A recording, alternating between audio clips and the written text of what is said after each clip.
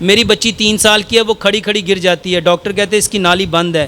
میرے محترم بھائیوں، ایسے بچوں کو سب سے پہلے ماں باپ کے وضو غسل کے پانی سے غسل دو، یہ بہترین علاج ہے۔ ڈاکٹر صاحب کیا بچوں کی پیدائش میں وقفہ ضروری ہے؟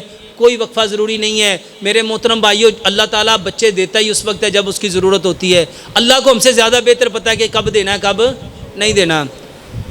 موروں کے درد کا علاج بتا دیں، لمبا سجدہ کرو، قبض بہت زیادہ ہوتی ہے۔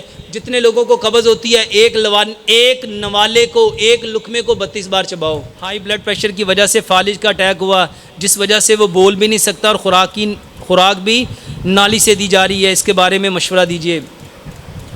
سب سے پہلے فالج کیوں ہوتا ہے اس کی وجہ کو جانو۔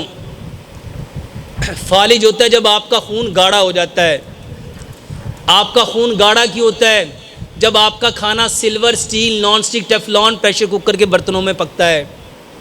ان برتنوں میں کھانا گلتا ہے، ان برتنوں میں کھانا گلتا ہے۔